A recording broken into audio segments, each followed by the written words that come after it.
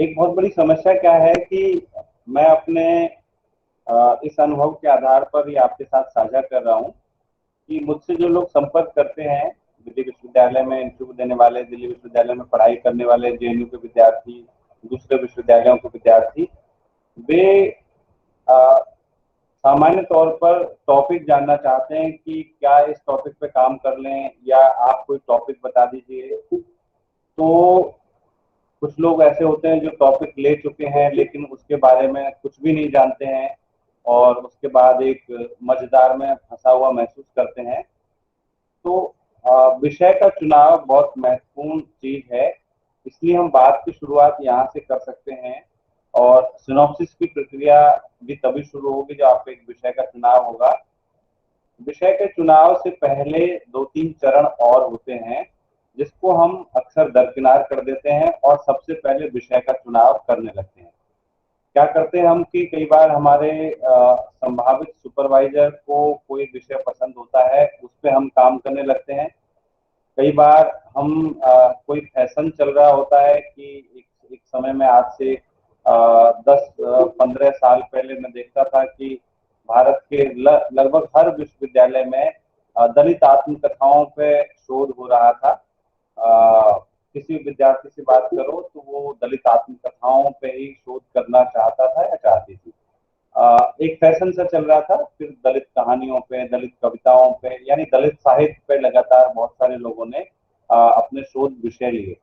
उनमें से आप बात करेंगे तो उनमें से बहुत सारे लोगों को दलित साहित्य के बारे में ना कोई अच्छी जानकारी, ना उनकी कोई खास रुचि।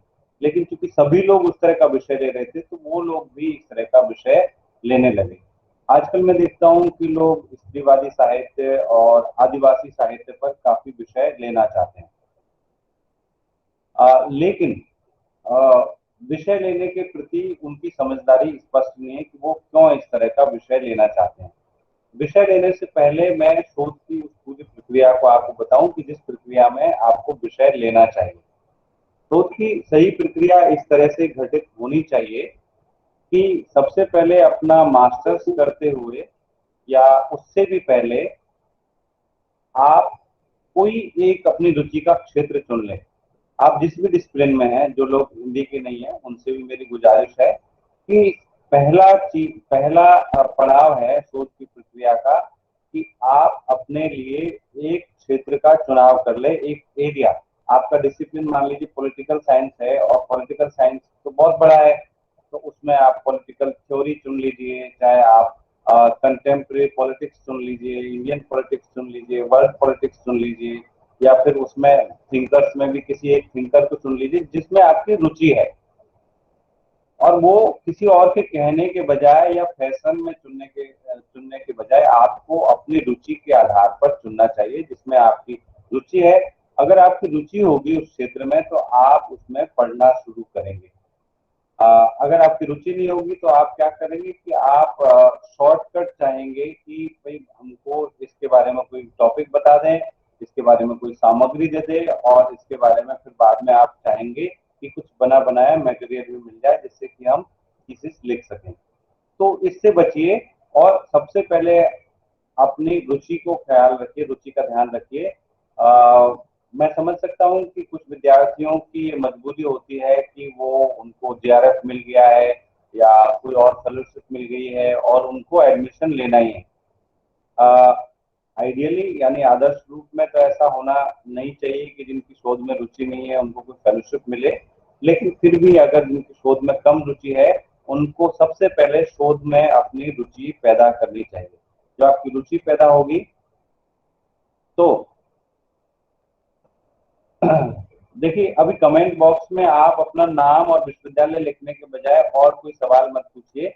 एक बार हम अपनी बात कर लें, उसके बाद आपके सवालों का स्वागत रहेगा। आप कमेंट बॉक्स के माध्यम से सवाल पूछिए या आप यहाँ पर खुद को अनम्यूट करके सवाल पूछिए, उन पर हम बातचीत करेंगे। लेकिन अभी आप इससे बाकी लोग डिस्टर्ब होते हैं, मैं भी डिस्टर्ब होता हूँ, इसलिए आप कमेंट बॉक्स में अभी सवाल मत पूछिए कोई। तो सबसे पहले आप अपनी रुचि का एक क्षेत्र चुनें। जब रुचि का क्षेत्र चुनेंगे तो धीरे धीरे आपको पढ़ते पढ़ते उस एरिया के बारे में पता चलेगा। मान लीजिए आप हिंदी साहित्य के हैं तो हिंदी साहित्य में आपकी रुचि का क्षेत्र वृत्ति काल है, या आपका भारतेंदु युग है, या प्रेमचंद की कहानियां हैं, या आपका दलित साहित्य है, स्त्रीवादी साहित्य है, प्रगतिवादी साहित्य है, समकालीन कहानी है, या भूमंडलीकरण से जुड़ी हुई कहानियां हैं, या भक्ति का कोई एक भक्ति आंदोलन या भक्ति साहित्य का कोई एक एक उसकी शाखा उपशाखा के बारे में आप शोध करना चाहते हैं, या हिंदी साहित्य के इतिहास से जुड़े किसी विषय पर आप काम करना चाहते हैं, तो सबसे पहले अपने उस एरिया का जो ब्रॉडर एरिया है उसका आप चुनाव कर लीजिए, जो व्यापक क्षेत्र है उसका चुनाव कर लीजिए, और फिर उसके बारे में आप पढ़ना शुरू कीजिए।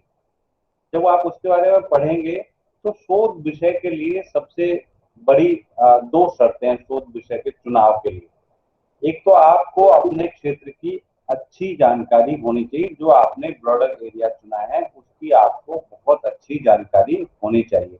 जब आपको अच्छी जानकारी होगी तो आपको उसके बारे में जो भी प्राइमरी लिटरेचर और सेकेंडरी लिटरेचर, प्राइमरी लिटरेचर होता है आधार सामग्री, यानी कि अगर आपने कोई ऐसा विषय चुना है जिसमें क्रिएटिव राइटिंग्स है, कहानी, कविता, उपन्यास या कोई और मौखिक परंपरा का साहित्य, लोक कथाएं, लोकगीत, तो वो आपका प्राइमरी लिटरेचर हुआ। अगर आप आलोचना के बारे में काम कर रहे हैं तो कोई आलोचना की पुस्तक भी आपकी प्राइमरी लिटरेचर हो सकती है। अगर आप हिंदी साहित्य के इतिहास के बारे में बात कर रहे हैं तो कोई इतिहास ग्रंथ आपका प्राइमरी लिटरेचर हो सकता है। जो प्राथमिक सामग्री है उसका अध्ययन करें, और फिर सेकेंडरी सोर्सेज, सेकेंडरी सोर्सेज क्या है कि उस विषय के बारे में मूल सामग्री के अलावा जो सहायक पुस्तकें हैं जो उस विषय को समझने में आपकी मदद करती हैं, उस सामग्री का भी आप अध्ययन करें। जब आप सामग्री का अध्ययन करेंगे तो जिस क्षेत्र में आप पढ़ रहे हैं तो उसमें आपके मन में कुछ जिज्ञासाएं होंगी। उस सामग्री के माध्यम से प्राथमिक स्रोत सामग्री और द्वितीयक सामग्री, उसके माध्यम से आप अपनी जिज्ञासाओं को शांत करने की कोशिश करेंगे। इस प्रक्रिया में बहुत सारे सवाल आपके मन में आएंगे, उन सवालों के जवाब भी आएंगे, और एक स्थिति ऐसी आएगी जब आप संबंधित विषय क्षेत्र के बारे में विचार करते हुए, अध्ययन करते हुए ऐसे मुकाम पर पहुंचेंगे जब आपको लगेगा कि ये एक ऐसी जिज्ञासा है जिसका समाधान मुझे अभी नहीं मिल रहा है, जिसको हम रिसर्च गैप कहते हैं। कोई ऐसा सवाल जरूर होगा। मान लीजिए आप सबसे मैं आसान उदाहरण दूंगा ताकि सबके समझ में आए। आपका मान लीजिए रुचि का क्षेत्र है भारतेंदु युग। भारतेंदु युग के बारे में मेरे ख्याल से जो लिटरेचर के हैं वो तो जानते ही जानते हैं, जो लोग पॉलिटिकल साइंस के हैं या हिस्ट्री के हैं वो भी भारतेंदु युग के बारे में जानते हैं, या नवजागरण का जो दौर है 19वीं सदी का उत्तरार्ध है उसके बारे में जानते हैं। अब आप भारतेंदु युग पर काम करना चाहते हैं तो भारतेंदु युग में आप ये भारतेंदु युग में कई लेखक आपके सामने आएंगे। भारतेंदु हरिश्चंद्र, राजा शिवप्रसाद सितारे हिंद, बालकृष्ण भट्ट, प्रताप नारायण मिश्र, इस तरह से ढेर सारे लेखक आपके सामने आ जाएंगे। पढ़ते पढ़ते आपको लगेगा कि अच्छा, भारतेंदु के बारे में तो काफी किताबें लिखी गई है, रामविलास शर्मा ने काम किया है, सबसे पहले रामचंद्र शुक्ल ने लिखा, फिर आज तक ढेर सारे लोग जो भी नवजागरण पे लिखते हैं या भारतेंदु पे लिखते हैं वो भारतेंदु हरिश्चंद्र के बारे में मुख्य तौर पर फोकस करते हैं। फिर आपको सुनना है ये राजा शिवप्रसाद सितारे हिंद का क्या योगदान था, जरा ये देखते हैं। फिर आप पढ़ना शुरू करेंगे कि अच्छा, राजा शिवप्रसाद सितारे हिंद तो बड़े महत्वपूर्ण लेखक हैं। उन्होंने 1868 में हिंदी और देवनागरी लिपि के लिए मेमोरेंडम दिया, और उसके बाद में हिंदी आंदोलन खड़ा हुआ, और राजा शिवप्रसाद सितारे ने हिंदी का पहला व्याकरण लिखा, और उन्होंने हिंदी की पाठ्य पुस्तकें भी बनाई, क्योंकि उस वक्त हिंदी को मजबूती देने के लिए सबसे बड़ा काम था कि हिंदी में सामग्री का होना, मौलिक सामग्री का होना। तो राजा शिवप्रसाद सितारे ने इतिहास तिमिरनाशक, भूगोल हस्तामलक या मानव धर्मसार, इस तरह की किताबें लिखी जो मौलिक किताबें थी स्कूलों में पढ़ाए जाने के लिए। तो अब आपके दिमाग में सवाल आया कि भाई ये राजा शिवप्रसाद सितारे हिंद के बारे में क्या क्या लिखा गया है। फिर आप देखना शुरू करेंगे कि अच्छा, राजा शिवप्रसाद सितारे हिंद के बारे में क्या रामचंद्र शुक्ल ने कुछ लिखा है। अच्छा, लिखा तो है पर एक चलता हुआ टिप्पणी करके छोड़ दी है, और वहां पर भारतेंदु ही मुख्य तौर पर उभरते हैं। फिर आप हजारी प्रसाद द्विवेदी को देखेंगे, फिर आप रामविलास शर्मा को देखेंगे कि रामविलास शर्मा ने भारतेंदु पर स्वतंत्र किताब लिखी, लेकिन राजा श्री प्रसाद सितारे इन पे नहीं लिखी। क्यों नहीं लिखी, ये आपके दिमाग में सवाल आएगा। ये रिसर्च क्वेश्चंस हैं जो एक क्षेत्र का अध्ययन करते हुए आपके मस्तिष्क में आएंगे, आने चाहिए। तो फिर आपके दिमाग में सवाल आएगा कि राजा श्री प्रसाद सितारे हिंद का सबसे महत्वपूर्ण योगदान क्या है, उस पर सबसे अच्छा काम किसका। फिर आप देखेंगे अच्छा वीर भारत तलवार ने रस्सा कस्सी में भारतेंदु के बजाय राजा श्री प्रसाद सितारे हिंद को ज्यादा तवज्जो दी। तो राजा श्री प्रसाद सितारे हिंद का जो मौलिक काम है कि उन्होंने हिंदी आंदोलन खड़ा करने में बहुत बड़ी भूमिका निभाई। उन्होंने हिंदी का मौलिक व्याकरण लिखा और हिंदी में पाठ्य पुस्तकें, स्कूली पाठ्य पुस्तकें लिखी। तो उनकी स्कूली पाठ्य पुस्तकों की भाषा है वो, उसको आपके दिमाग में आया कि यार भाषा का अध्ययन करना चाहिए। ये भाषा क्या उससे पहले कोई इस तरह की भाषा इतना साफ सुथरा हिंदी गद्य लिख रहा था या नहीं लिख रहा था। अगर लिख रहा था तो राजा श्री प्रसाद सितारे हिंद का कोई मौलिक योगदान है या नहीं। अब इस प्रक्रिया में आपने या आपके दिमाग में ये जिज्ञासा है कि राजा श्री प्रसाद सितारे हिंद के पाठ्य पुस्तक लेखन के बारे में क्या शोध हुआ। तो आपने हिंदी साहित्य के इतिहास की किताबों को देखना शुरू किया, आपने नवजागरण पे लिखी हुई किताबों को देखना शुरू किया, आपने भारतेंदु पे लिखी हुई किताबों को देखना शुरू किया, आपने राजा श्री प्रसाद सितारे हिंद की जो किताबें हैं मौलिक, जो भूगोल हस्तामलक, इतिहास नाशक, मानव धर्मसार वगैरह, ये किताबें इनको देखना शुरू किया। और उसके बाद में आपको लगा कि यार किताबें तो बहुत महत्वपूर्ण हैं, इतना सहज और इतना बढ़िया गद्य वो लिख रहे थे आज से 150 साल पहले, जब इतनी अच्छी हिंदी स्वयं भारतेंदु नहीं लिख रहे थे, तो फिर उनकी पाठ्य पुस्तकों पर बात क्यों नहीं होती। ये आपके दिमाग में एक सवाल आया और इस पर आपने जब अध्ययन किया तो अध्ययन के दौरान आपने पाया कि इस पर किसी ने काम नहीं किया है। तो जब आपको ये महसूस हो कि इस पर किसी ने काम नहीं किया है, ये एक क्षेत्र है। अब आपने देखिए कहाँ से अपना अध्ययन शुरू किया था, आपने नवजागरण कालीन लेखन या भारतेंदु युगीन लेखन से अपना अध्ययन शुरू किया और उस अध्ययन को करते हुए अपनी जिज्ञासाओं के समाधान की प्रक्रिया में आप राजा श्री प्रसाद सितारे हिंद के पास पहुंचे और राजा श्री प्रसाद सितारे हिंद के भी बाकी पहलुओं को छोड़ करके आपने उनके पाठ्य पुस्तक लेखन पर अपना ध्यान केंद्रित किया। तो अब आपके दिमाग में ये सवाल आया कि राजा श्री प्रसाद सितारे हिंद की पाठ्य पुस्तक लेखन पर क्या कोई स्वतंत्र काम हुआ है। ये आपने अपने इस अध्ययन की प्रक्रिया में ये रिसर्च गैप की तलाश कर ली। एक रिसर्च गैप आपने खोज लिया कि राजा श्री प्रसाद सितारे हिंद के पाठ्य पुस्तक लेखन पर कोई काम नहीं दिखाई पड़ता। ये रिसर्च गैप है। फिर इसके आधार पर आपको विषय का चुनाव करना चाहिए, अपने टॉपिक फॉर्मुलेट करना चाहिए। फिर आपका टॉपिक क्या बना, हिंदी गद्य के विकास में राजा श्री प्रसाद सितारे हिंद के पाठ्य पुस्तक लेखन का योगदान, ये आपका विषय बन गया। अब ये विषय, लेकिन अब आप मान लीजिए कि एक कल्पना कीजिए कि आपने ये विषय ले लिया किसी और के बारे में, किसी और लेखक के बारे में, क्योंकि यहाँ तो हम एक प्रक्रिया से इस विषय तक पहुंचे हैं, लेकिन अगर आपने उस प्रक्रिया का पालन नहीं किया और आपने विषय ले लिया, जैसे आपने विषय ले लिया कि भारतेंदु हरिश्चंद्र हिंदी गद्य के विकास में भारतेंदु हरिश्चंद्र के पाठ्य पुस्तक लेखन का योगदान, आपने विषय ले लिया, किसी ने आपको बता दिया, इसके बारे में आपने कुछ पढ़ा नहीं, और जब विषय लेकर के आपने सुना भी कुछ बना के पेश कर दी और जब रिसर्च की प्रक्रिया में आप आए तो आपको पता चला भारतेंदु हरिश्चंद्र ने कोई ऐसी पाठ्य पुस्तक ही नहीं लिखी, उनका कोई योगदान ही नहीं है या उसके बारे में कोई सामग्री नहीं है। तो मित्रों, विषय का चुनाव पहले ना करें, पहले आप अध्ययन करें और रिसर्च गैप की तलाश करें। जो शोध में एक अंतराल है, जो एक कमी है, जिसकी पूर्ति के लिए हम शोध करने जा रहे हैं। शोध क्या है? शोध क्या है? मौजूदा ज्ञान परंपरा को आगे बढ़ाने की एक कोशिश है, उसमें कंट्रीब्यूट करने की, उसमें अपना सहयोग देने की एक कोशिश है। ज्ञान परंपरा पहले से मौजूद है, तो उस ज्ञान परंपरा से हमारा परिचय होना जरूरी है, तभी हमको शोध की प्रक्रिया में आना चाहिए।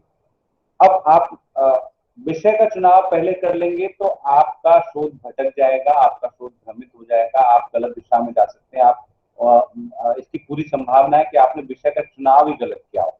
इसलिए विषय के चुनाव से पहले, अब आप कहेंगे कि जमा करनी है, और अब हम क्या करें, हमको आप विषय बता दीजिए। देखिए, अगर आप ऐसे हड़बड़ी में काम करेंगे तो आप अच्छा काम कभी नहीं कर पाएंगे। इसलिए हड़बड़ी को छोड़िए, रिसर्च कोई हड़बड़ी का काम नहीं है।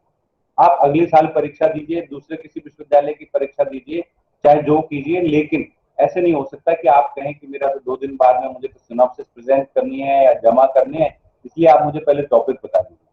ऐसे अगर मैं टॉपिक बताऊंगा या कोई भी टॉपिक बताएगा, आपको गाइड भी टॉपिक बताएगा तो या बताएंगी, तो वो टॉपिक सही टॉपिक नहीं होगा, क्योंकि उस टॉपिक के साथ आपका कोई जुड़ाव नहीं है, उस टॉपिक के बारे में आपको कुछ पता नहीं है। इसलिए कभी इस ढंग से टॉपिक का चुनाव ना करें कि किसी और के कहने पर या फैशन के आधार पर या किसी से पूछ करके आप विषय को ले लें। पहले उस क्षेत्र के बारे में आप प्रॉपर अध्ययन करें और रिसर्च गैप की तलाश करें, तभी आप विषय का निर्माण करें या विषय का चयन करें, विषय को फॉर्मुलेट करें, वही सही टॉपिक होगा। अब दलित साहित्य के बारे में आप देखेंगे कि दलित आत्मकथाओं पर जो काम हुए, अगर उनको आप विभिन्न विश्वविद्यालयों की पीएचडी थीसिसों, एमफिल की थीसिसों को अगर उठा के देखेंगे, उनमें बहुत ज्यादा दोहराव मिलेगा।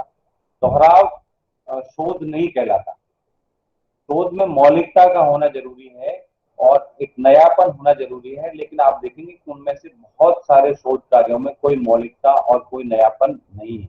क्यों नहीं है?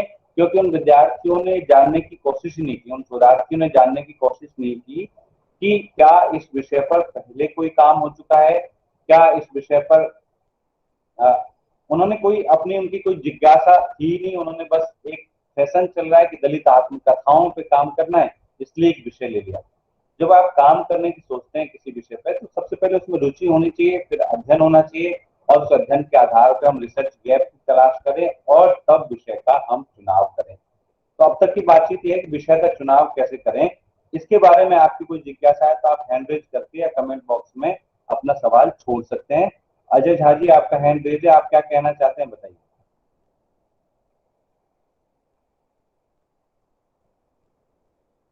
अजय झा, आपने हाथ उठाए हुए, आप कुछ कहना चाहते हैं या आप हाथ को नीचे कर लीजिए।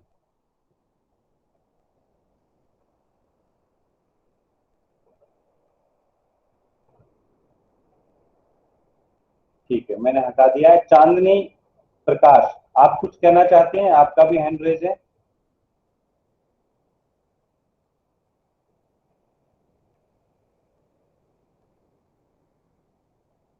चांदनी प्रकाश, आप कुछ कहना चाहती हैं?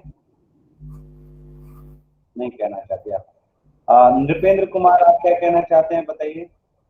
सर मैं ये पूछ रहा था कि जैसे जो हिंदी साहित्य है उसमें बाल साहित्य क्या मतलब उसका क्षेत्र हो सकता है शोध का? हाँ, बिल्कुल हो सकता है, लेकिन सबसे पहले आपको बाल साहित्य के बारे में पढ़ना चाहिए, बाल साहित्य पढ़ना चाहिए, उसके बारे में जो लिखा गया है वो पढ़ना चाहिए। उसके बाद अपने आप ये तय कर लेंगे आप कि ये क्षेत्र है या नहीं। जी सर, जी पहले सर। और विषय सर के इसी से चुनाव की जल्दबाजी मत कीजिए, पहले उस जी क्षेत्र के बारे में आप पढ़िए, लिटरेचर का अध्ययन कीजिए, उसके बाद विषय पर आप आइए। जी सर, जी सर। सोनाली, आप क्या कहना चाहती हैं?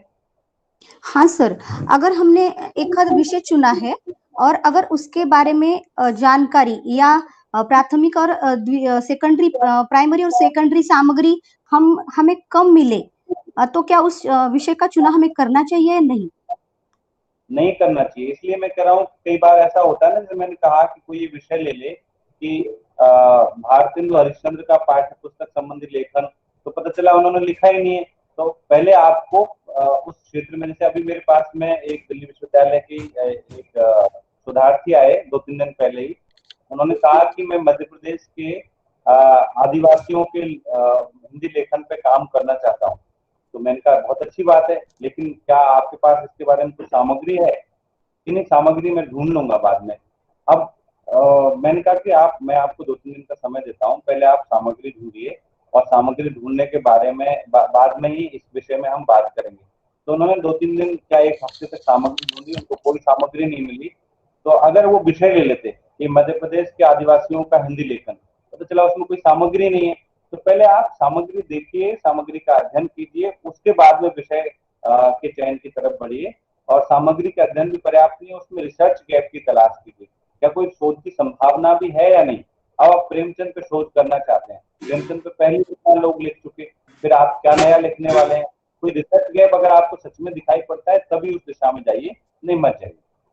जी हाँ, और दूसरा सवाल सर कि अगर हाँ हम अलग यूनिवर्सिटी में मतलब ट्राई करें, या समझो हम महाराष्ट्र में या फिर दिल्ली में ऐसे ट्राई कर सकते हैं, तो एक ही सब्जेक्ट हमारा पीएचडी के लिए हो सकता है, हम रख सकते हैं, या हमें अलग अलग विषय का चुनाव ही करना पड़ेगा? नहीं, एक ही विषय कैसे रख सकते हैं, अगर उस पर पहले से काम हो चुका है, चाहे एक विश्वविद्यालय में हुआ है, चाहे किसी भी एक विश्वविद्यालय में, दुनिया में कहीं भी अगर उस विषय पे काम हो चुका है, तो वो विषय जब तक उसमें आप कोई नया पहलू, नया एस्पेक्ट नहीं जोड़ते हैं, तब तक वो विषय पे काम आप नहीं कर सकते। आपको ये स्पष्ट करना होगा अगर आप उसी तरह के विषय पे काम करना चाहते हैं, तो कि आप इसमें एक नया पहलू जोड़ने जा रहे हैं। यानी कि उस यूनिवर्सिटी में वो विषय नया होना चाहिए, है ना? उस यूनिवर्सिटी में नहीं, किसी भी यूनिवर्सिटी में जब आपको सर्टिफिकेट दिया जाता है पीएचडी जमा करने के वक्त में, तो उसमें ये लिखा होता है कि इस विषय पर मेरी जानकारी में देश के किसी भी विश्वविद्यालय में कहीं कोई शोध नहीं हुआ है। तो सिर्फ एक विश्वविद्यालय की बात नहीं है, किसी भी विश्वविद्यालय में उस विषय के बारे में शोध ना हुआ। हाँ, ओके, थैंक यू सर। ठीक है जी। नीतू प्रजापति, आप बताइए। सर मेरा सब मैं ये पूछ रही थी कि आपने जैसे कहा कि क्षेत्र में रुचि होनी चाहिए, जी तो सर क्षेत्र में रुचि तो हमें काफी टॉपिक्स में होती है, या फिर हम जिस टॉपिक में रिसर्च करना चाहते हैं उस पर रिसर्च हो चुकी होती है, तो हम उस टॉपिक पे रिसर्च नहीं कर सकते। जैसे भारतीय हिंदू युग के बारे में अगर हम कहें, तो उनमें भारतीय हिंदू युग के काफी टॉपिक्स पे हम रिसर्च हो चुकी है। अगर मैं भारतीय हिंदू युग के किसी टॉपिक पे या किसी राइटर पे रिसर्च करना चाहूँ, जैसे धूमिल है, तो फिर मैं उस पर रिसर्च कर नहीं सकती। जैसे कौन है, जैसे क्या बताया? धूमिल। धूमिल तो भारतीय युग में नहीं है। भारतीय हिंदू युग में नहीं है। आई मीन जैसे धूमिल पे रिसर्च हो चुकी है और मैं उन पर रिसर्च करना चाहूँ, तो मैं रिसर्च नहीं कर सकती। इसका जवाब है ना, आप खुद ही देंगी। कैसे देंगी इसका जवाब? आप सबसे पहले आप धूमिल की कविताएं पढ़िए, कविताएं पढ़ने के बाद में उन पर हुए शोध कार्यों को पढ़िए, और शोध कार्यों को पढ़ने के बाद में आप खुद अपने आप तय कर लेंगे कि जो पहलू मैं सोच रही हूँ वो किसी ने सोचा है या नहीं सोचा है। मान लीजिए धूमिल की कविताओं में आप कोई ऐसा पक्ष खोज सके जो अब तक विभिन्न आलोचकों और शोधार्थियों ने नहीं खोजा है, तो आप धूमिल पे रिसर्च कर सकती है, नहीं तो आपको कुछ नया क्षेत्र चुनना चाहिए। Okay sir. ठीक है, विमल चौधरी जी, आप बताइए। सर नमस्ते, मैं विमल चौधरी गुजरात से हूँ। अभी सरदार पटेल विश्वविद्यालय में मैं आदिवासी साहित्य पर पीएचडी कर रहा हूँ। सर मेरा प्रश्न ये है, आ रही है आवाज? सर कहिए। हाँ, आवाज आ रही है, बोलिए। पीएचडी खत्म होने के बाद हम क्या पोस्ट डॉक्टरेट फेलो कहाँ पर कर सकते हैं, और उनके जो विषय हैं वहाँ पर हम क्या आदिवासी साहित्य ले सकते हैं? आप बिल्कुल ले सकते हैं। आप पोस्ट डॉक्टरल के लिए तो बहुत सारे ऑप्शन हैं। आईसीएसएसआर के अभी पोस्ट डॉक्टरल के फॉर्म निकले हुए हैं, यूजीसी भी पोस्ट डॉक्टरल कराती है, Indian council of historical research post doctoral कराती है, फिर अलग अलग मिनिस्ट्रियों से भी पोस्ट डॉक्टरल फेलोशिप होती है, विदेशों से भी पोस्ट डॉक्टरल होता है। तो आप कर सकते हैं, और जिस विषय पे आपने पीएचडी किया है उसी विषय का विस्तार करते हुए उसमें कुछ नए पहलू जोड़ते हुए आप उसमें काम कर सकते हैं। जी इंद्रमणि त्रिपाठी। हाँ धन्यवाद। नमस्कार सर। सर मुझे ये जानना है कि आपका नाम आवाज आ रही है सर? हाँ बिल्कुल सर सर कि किसी विषय पे कितने रिसर्च हो सकते हैं इसकी जानकारी, क्योंकि ज्यादातर अभी दूसरे विषयों में तो आते हैं सर्वे रिपोर्ट्स, हिंदी में क्या कैसे पता चलेगा कि इस विषय पे इतने रिसर्च हो चुके हैं या यह टॉपिक हो चुका है, इसकी जानकारी हमें कहाँ से मिलेगी? खासतौर से जब हम अपने विश्वविद्यालय के अलावा या अपने राज्य के अलावा दूसरे जगहों पे क्या चल रहा है, इसकी जानकारी के लिए हमें सोर्स कहाँ से मिलेगा? इसके देखिए दो तीन तरीके हैं। एक तो यह है कि एसोसिएशन ऑफ इंडियन यूनिवर्सिटीज करके एक संस्था है, उसने एक यूनियन कैटलॉग बनाया हुआ है सभी विश्वविद्यालयों का। तो मुझे मालूम नहीं है कि वो कितना अपडेटेड है, लेकिन जैसे 1970-80 के 90 के दशकों के सभी विश्वविद्यालयों के शोध कार्यों की सूची उनके पास है। इसका हेड ऑफिस दिल्ली में है, लेकिन शायद वेबसाइट पे भी इन्होंने वो कैटलॉग डाला हुआ है, एसोसिएशन ऑफ इंडियन यूनिवर्सिटीज। तो एक तो उसको एक्सेस कीजिए आप, दूसरा आप शोधगंगा को एक्सेस कीजिए। शोधगंगा में बहुत सारे थीसिसेस हैं। तीसरा आपके पास स्रोत है कि आप विभिन्न विश्वविद्यालयों की, जिन विश्वविद्यालयों ने अपनी पीएचडी थीसिसें, एमफिल और पीएचडी थीसिसें अपनी वेबसाइट पे, लाइब्रेरी वेबसाइट पे डाली हुई है, वहां से आप एक्सेस कर सकते हैं। ये तीसरा स्रोत है। और चौथा ये हुआ कि आप दोस्तों के माध्यम से या खुद भी अलग जी सर। विश्वविद्यालयों की लाइब्रेरी में जाकर देख सकते हैं। सर जिनका माइक राज्य आइडियो में से कर लीजिए, किसी की आवाज आ रही है, कहाँ से बैकग्राउंड में किसी की आवाज आ रही है, आपकी यहाँ से आ रही है, इधर बोलिए। जी सर। अगर आपके यहाँ से आवाज आ रही है तो मैं रिक्वेस्ट करूंगा कि हाँ उनसे कहें। एसोसिएशन ऑफ इंडियन यूनिवर्सिटीज, अनु रंजनी जी।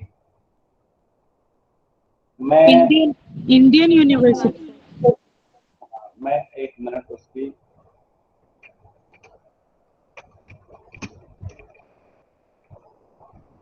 मैं आपके साथ में स्क्रीन शेयर कर रहा हूँ।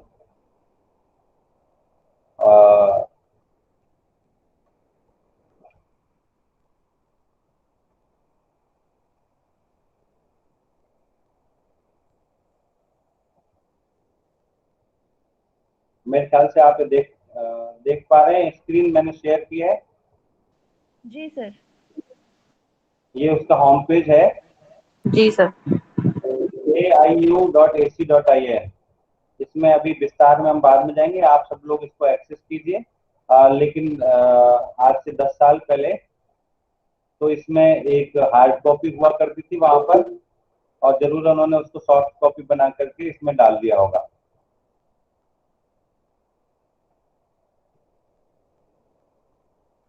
ठीक है, इसको आप एक्सेस कीजिए।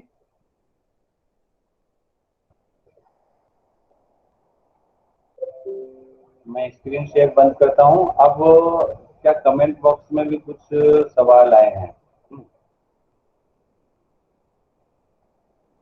लक्ष्मी चौहान जी पूछ रहे हैं, सर यदि डीआरसी में जल्दी जल्दी में कोई टॉपिक ले लिया हो तो क्या आरडीसी में उसे टॉपिक को बदल सकते हैं? मैं इसीलिए कह रहा हूं कि जल्दबाजी का काम नहीं है रिसर्च।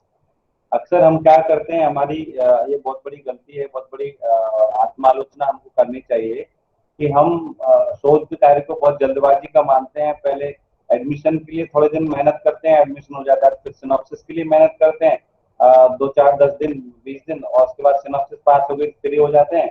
फिर पीएचडी जमा करने के टाइम पे 2 4 महीने मेहनत करते हैं और आखिर में वाइवा के लिए करते हैं, लेकिन कभी हम शोध में जुड़ करके काम नहीं करते, एक निरंतरता में काम नहीं करते। तो ऐसा नहीं करना चाहिए।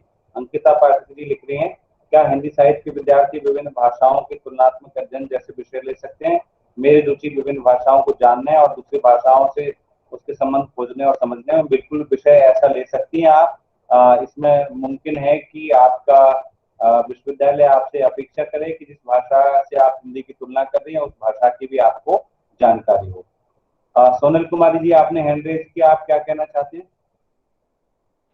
नमस्ते सर। नमस्ते सर, क्या जीवित लेखक पर शोध कार्य संभव है? किस पर? जीवित लेखक या लेखक? हाँ बिल्कुल, शोध कार्य संभव है। बहुत सारे शोध कार्य हो रहे हैं जीवित लेखकों के बारे में।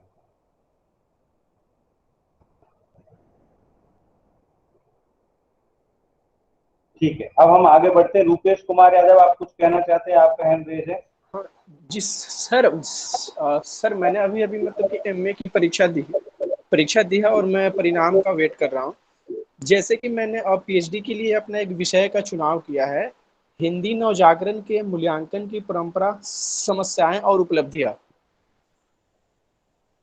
नवजागरण से थोड़ी रुचि के कारण मैंने इस विषय का चुनाव किया है, और मैंने ऐसी परिकल्पना बनाई है कि भारतेंदु हरिश्चंद्र से लेकर महावीर प्रसाद द्विवेदी, रामविलास शर्मा से होते हुए डॉक्टर शंभुनाथ जो वर्तमान कोलकाता में रहते हैं, मैं इस खंड में काम को करूंगा। तो सर सिनॉप्सिस के लिए ये तो बहुत विस्तृत काम है, तो सिनॉप्सिस में छोटे रूप में उसको कैसे तैयार करूं, किन विषयों को रखूं, किसको छोड़ूं, थोड़ा उसी को लेकर बहुत कंफ्यूज हूँ।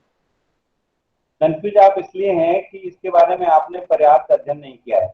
आप पहले हाँ सर, अध्ययन कर रहा हाँ सर, हाँ, अध्ययन अभी शुरू किया है मैंने। जैसे जैसे आप अध्ययन करेंगे वैसे वैसे स्पष्टता आती चली जाएगी कि नवजागरण को लेकर के किन लोगों का क्या काम है और उन्होंने नवजागरण के बारे में क्या लिखा है। तो एक तो नवजागरण की मूल मूल जो कृतियां हैं उनको आप पढ़िए, और नवजागरण के बारे में जो जिनका आप नाम बता रहे हैं, रामविलास शर्मा का जैसे बहुत बढ़िया काम है, फिर बाद में वैभव सिंह ने लिखा है, शंभुनाथ ने लिखा है, बहुत सारे लोगों ने लिखा है। तो उन सब की कृतियों का आप अध्ययन करेंगे और साथ साथ में मूल का भी जरूर अध्ययन कीजिएगा, क्योंकि अगर आप मूल का अध्ययन नहीं करेंगे तो होता है कई बार हम सेकेंडरी सोर्स यानी कि नवजागरण के बारे में द्वितीयक स्रोत हैं जो हाँ सर। आलोचनात्मक किताबें हैं, इसके आधार पर राय बनाते हैं, तो हम हो सकता है कि हमारे अंदर एक भ्रम की स्थिति पैदा हो जाए, क्योंकि एक आलोचक किसी और बात को तवज्जो देता है और दूसरा आलोचक किसी और बात को, एक ही लेखक के बारे में। तो सर, इससे एक अस्पष्टता की स्थिति आ सकती है। इसलिए मूलभूत स्रोतों का अध्ययन करें और साथ में आलोचनात्मक सामग्री का अध्ययन करें, अपने आप स्पष्टता आती चली जाएगी। सर एक और जी। सवाल सर। सर नवजागरण से जुड़ी हुई मूल सामग्री के लिए सर कुछ आप सर अगर मतलब कि सजेस्ट कर पाए कुछ किताबें। भारतीय रचनावली मौजूद है, प्रताप नारायण मिश्र ग्रंथावली मौजूद है, उनकी रचनावली, बालकृष्ण भट्ट रचनावली मौजूद है, चौधरी बद्रीनारायण प्रेमगन का भी काफी लेखन उपलब्ध है, बाल मुकुंद गुप्त के बारे में लेखन उपलब्ध है, राजर्षि प्रसाद सुतारिया की रचनाएं उपलब्ध है। इनको आप पढ़ेंगे तो अपने आप, मुझे तो मुश्किल लग नहीं रहा इसमें कुछ। ठीक है सर। नहीं मतलब आपके पास ये सामग्री है? क्या सर? आपके पास जो जिस सामग्री का मैंने जिक्र किया वो आपके पास है? नहीं सर उस समय सर वो जो आपने सामग्री बताई उसमें से मेरे पास कुछ भी नहीं है। मेरे पास रामविलास शर्मा की पुस्तकें हैं और नहीं, तो शंभुनाथ आप सर पूरा सेकेंडरी सोर्स के आधार पर देख रहे हैं, तो देखिए सेकेंडरी सोर्स के आधार पर किसी युग के बारे में या किसी लेखक के बारे में आपकी राय बनेगी, वो अधूरी राय बनेगी। क्योंकि जी सर। मूल रूप से मान लीजिए रामविलास शर्मा भारतेंदु को बहुत महान सिद्ध करना चाहते हैं, तो भारतेंदु के ऐसे उदाहरण उन्होंने चुने होंगे या चुने हैं जो भारतेंदु को महान साबित करते हैं। लेकिन भारतेंदु ने उसके अलावा भी बहुत कुछ लिखा है, और भारतेंदु ने वो बात किस कॉन्टेक्स्ट में लिखी है रामविलास शर्मा आपको हर बार नहीं बताएंगे। उस कॉन्टेक्स्ट को जानने के लिए, उस संदर्भ को जानने के लिए आपको स्वयं भारतेंदु को पढ़ना चाहिए। इसलिए जो मूल सामग्री है उसका जरूर अध्ययन करें। जी सर। अब मेरे ख्याल से आगे बढ़ते हैं इस सवाल से। विषय के चुनाव के बारे में मैं समझता हूँ कि ज्यादातर लोगों को एक स्पष्टता आई होगी। ये जो सवाल हर्ष पूछ रहे हैं, प्राथमिक और द्वितीयक शोध सामग्री अंग्रेजी व अन्य भाषाओं में हो सकती है? बिल्कुल हो सकती है।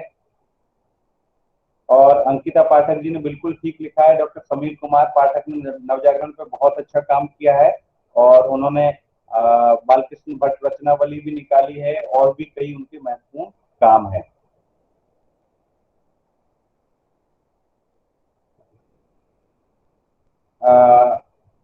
शायद कुमार साहब, मैं साहब कबीर की परंपरा से जुड़ा हुआ हूँ, यानी कि कबीर पंथी, इसलिए मैं साहब कबीर पर ही शोध करना चाहता हूँ। क्या ये सही रहेगा?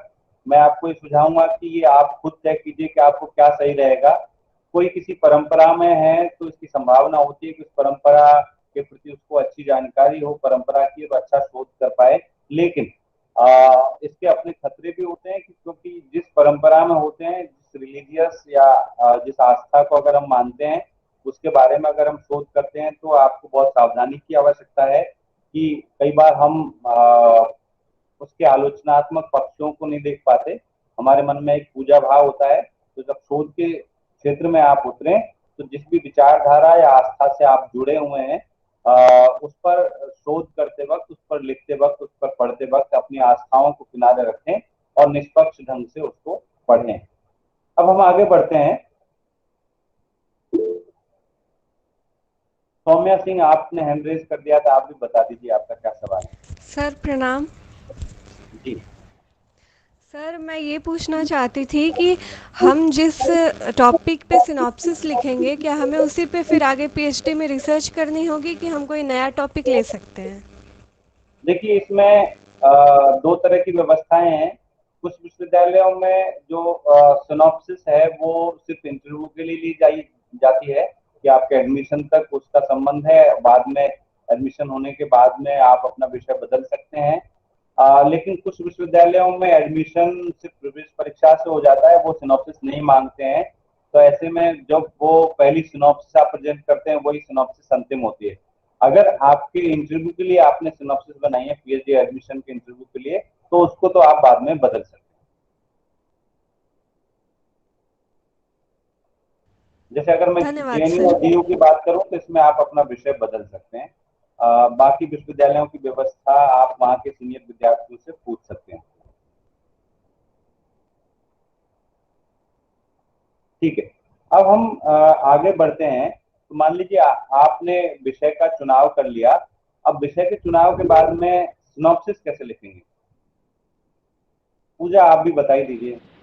सॉरी सर, मुझे सॉरी हाँ, आपको डिस्टर्ब। हाँ कोई बात नहीं। हाँ। सर मैं अभी जैसे आपने कहा इतना कुछ कि रुचि का क्षेत्र जानिए, फिर उसका अध्ययन कीजिए, फिर अपने प्रश्न का निर्माण कीजिए।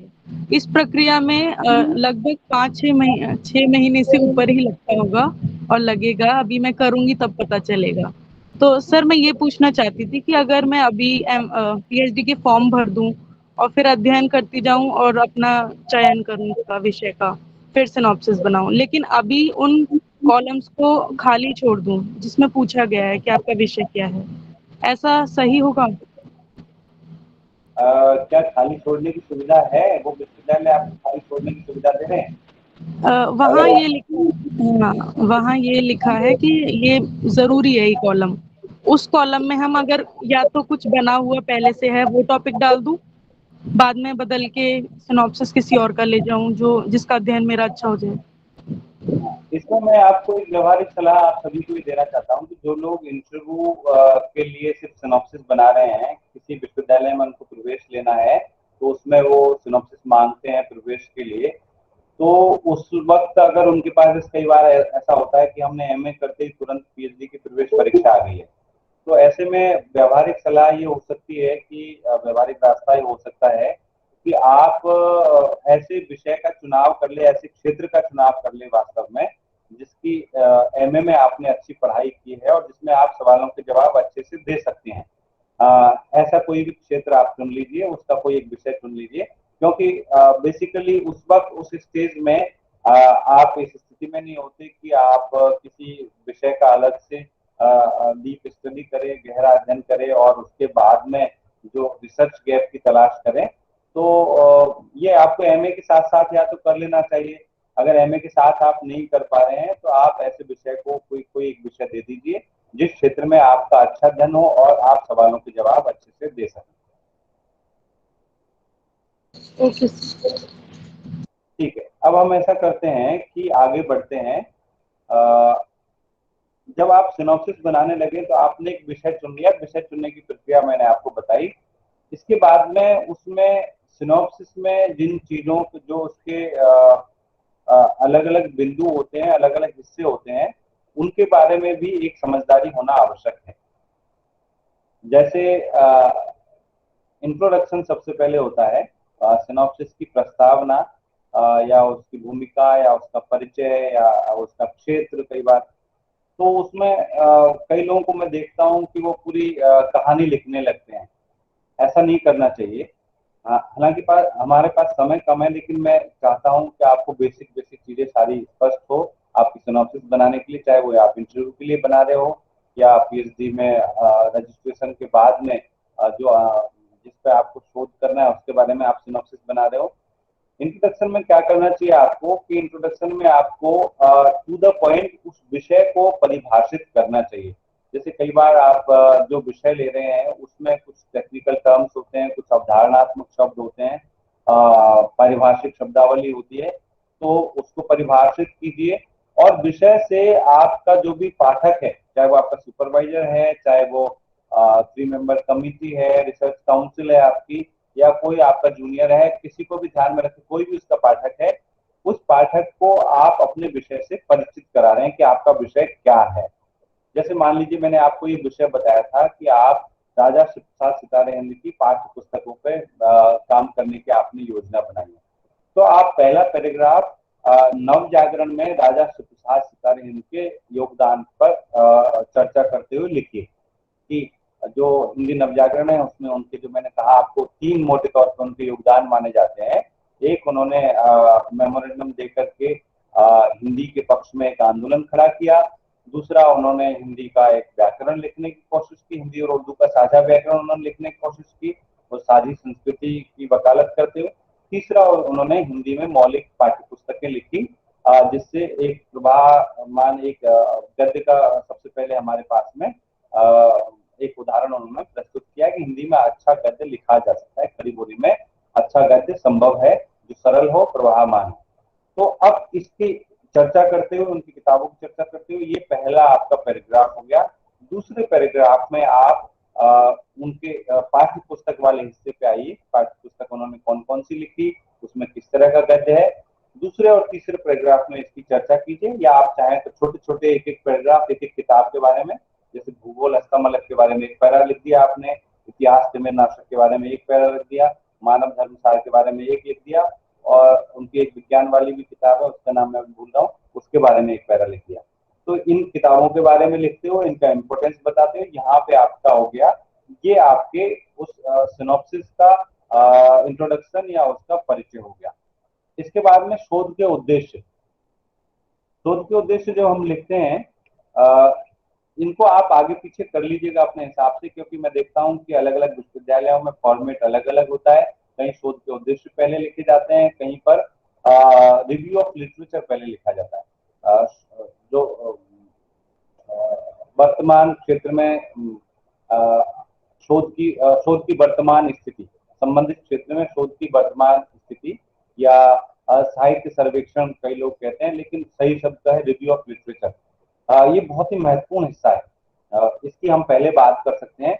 मैं देखता हूँ कि अक्सर हिंदी की सिनॉप्सिस में होता यह है कि रिव्यू ऑफ लिटरेचर या शोध सर्वेक्षण या साहित्य सर्वेक्षण वाला कॉलम होता है, उसमें आज से 10-15 साल पहले तो विद्यार्थी ये लिख देते थे कि ये मेरा पहला और मौलिक काम है, नया काम है, आज तक इस पर किसी ने काम नहीं किया है। अगर आप दूसरे किसी डिसिप्लिन में ये पंक्ति लिख देंगे तो आपकी सिनॉप्सिस वहीं पे रिजेक्ट हो जाएगी, लेकिन हिंदी में ये पंक्ति चलती रही है। अब उसको सुधार करके हिंदी सिनॉप्सिसों में विद्यार्थियों ने क्या किया है, अध्यापकों ने, विद्यार्थियों ने मिल करके, कि जिस विश्वविद्यालय में वो अध्ययन कर रहे हैं उस विश्वविद्यालय में जो पीएचडी थीसिस उस विषय के आसपास है, उन थीसिसों का नाम लिख देते हैं और फिर बताते हैं कि ये थीसिस अलग है सारी, और इसलिए मेरा काम मौलिक और नया है। जनरली एक पैराग्राफ में या मैक्सिमम एक पेज में रिव्यू ऑफ लिटरेचर लोग लिखते हैं और उसमें मुख्य तौर पर थीसिसों की सूची देते हैं। मित्रों, ये भी सही तरीका नहीं है। अब ये हिंदी के अध्यापक जांचते नहीं है या इस पर ध्यान नहीं देते, लेकिन खुद आपके लिए अगर आप अच्छी सिनॉप्सिस बनाना चाहते हैं या अच्छी थीसिस लिखना चाहते हैं, तो रिव्यू ऑफ लिटरेचर का सही तरीका ये है कि जो मैंने आपको शोध का विषय चुनने की प्रक्रिया बताई, उस प्रक्रिया में जिस सामग्री का हमने अध्ययन किया, उस सामग्री की आपको समीक्षा इसमें लिखनी चाहिए। वो सामग्री सिर्फ पीएचडी और एमफिल की थीसिस से नहीं है, वो सामग्री उस विषय के बारे में जो कुछ भी लिखा गया है, मसलन उस विषय के इर्द गिर्द आपने, जैसे आपका ब्रॉडर एरिया नवजागरण है या आपका एरिया प्रेमचंद है, तो प्रेमचंद के बारे में जो किताबें, शोध पत्र, जो रिसर्च पेपर्स हैं, वो यानी कि हिंदी में शोध पत्र की उस तरह से परंपरा नहीं है, तो पत्रिकाओं में छपने वाले लेख, उनको आप लीजिए, किताबों को लीजिए, थीसिसों को लीजिए, या कोई भी रिपोर्ट वगैरह, सेमिनार रिपोर्ट, उसको लीजिए। ये सब कुछ आपके रिव्यू ऑफ लिटरेचर में आएगा, आपकी साहित्य समीक्षा में आएगा, और उसकी सिर्फ सूची नहीं आएगी, उसमें सिलसिलेवार ढंग से उसकी व्याख्याएं आएंगी। जैसे आप हाँ पूजा बताइए। फिर से सॉरी सर, जो आप अभी पॉइंट बता रहे हो इसीलिए मैंने आपको बीच में रोक दिया कि सर जैसे आपने बताया कि हमें रिव्यू ऑफ लिटरेचर में उस क्षेत्र में जो जो काम हुआ है, सर वो तो बहुत सारा काम हो सकता है, हम उस सारे को सिर्फ सूची में नहीं व्याख्यायित रूप में दें, मतलब थोड़ा थोड़ा व्याख्या करते हुए, तो ये बहुत बड़ा नहीं हो जाएगा? मैं इसके बारे में बता रहा हूँ आपको। इसका तरीका ये है कि जैसे आप सबके लिए बहुत आसान और पॉपुलर विषय प्रेमचंद पे मान लीजिए आप काम कर रहे हैं, और प्रेमचंद के किसी एक पहलू पे, मान लीजिए प्रेमचंद की कोई एक मुद्दे से संबंधित कहानियों पे की आप चर्चा कर रहे हैं, या प्रेमचंद के एक नया विषय मैं आपको बताता हूँ, हालांकि उस पर भी काम हो गया है। प्रेमचंद्र का पत्रकारिता संबंधी लेखन, यानी विभिन्न पत्र पत्रिकाओं में जो वो लेख लिखते थे उसके बारे में अगर आप रिसर्च कर रहे हैं तो उसका रिव्यू ऑफ लिटरेचर क्या होगा, उसका लिटरेचर रिव्यू या साहित्य समीक्षा क्या होगी, कैसे लिखेंगे आप। तो आप यहाँ से लिखना शुरू कर सकते हैं। प्रेमचंद को कथा सम्राट कहा जाता है, उनके बारे में लिखते हुए रामचंद्र शुक्ल कहते हैं। तो रामचंद्र शुक्ल ने जो लिखा उसको आप समराइज, क्योंकि अब प्रेमचंद पे तो सैकड़ों लोग लिख चुके। आपका सवाल ठीक है कि सैकड़ों लोगों के लेखन की समीक्षा हम कैसे करेंगे। तो प्रेमचंद पर सबसे पहले, क्योंकि रामचंद्र शुक्ल एक बड़े आलोचक है, उनके उस वक्त वो स्वयं भी जीवित थे जब प्रेमचंद लिख रहे थे, तो वो प्रेमचंद को किस रूप में देखते हैं। तो वहां से जो उनकी एक लाइन की कोई टिप्पणी रामचंद्र शुक्ल की ले लीजिए, उसके बाद में आप हजारी प्रसाद द्विवेदी की कोई एक लाइन ले लीजिए। हजारी प्रसाद द्विवेदी जैसे कहते हैं कि अगर आप औपनिवेशिक भारत की यात्रा करना चाहते हैं तो आपको प्रेमचंद से अच्छा मार्गदर्शक नहीं मिलेगा।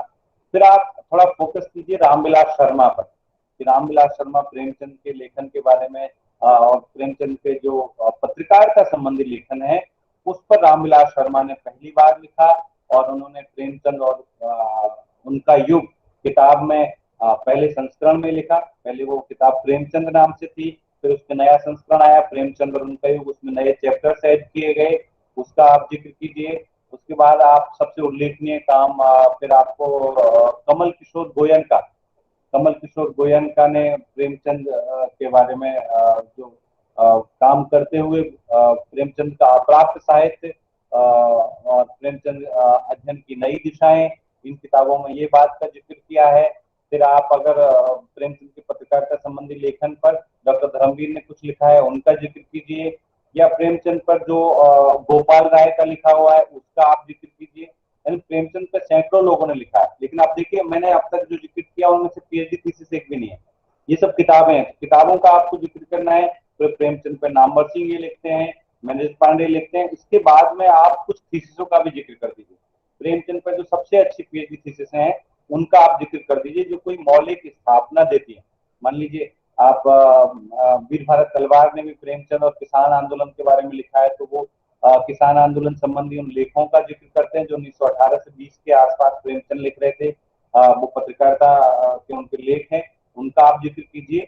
और आखिर में आकर के आप उस जो रिव्यू ऑफ लिटरेचर है वो आपका इस बात पे खत्म होना चाहिए कि ये जो प्रेमचंद पर लिखा गया है उसमें ये कमी है। यानी कि एक रिसर्च गैप की जो तलाश आपने की है वो रिसर्च गैप ये है कि प्रेमचंद के कथा साहित्य पर, प्रेमचंद की कहानियों पर, उपन्यासों पर आलोचकों ने बहुत लिखा है, बहुत सारी थीसिसें लिखी गई है, बहुत लेख लिखे गए हैं, जिनमें से मुख्य का जिक्र आपने कर दिया, उनकी समीक्षा कर दी।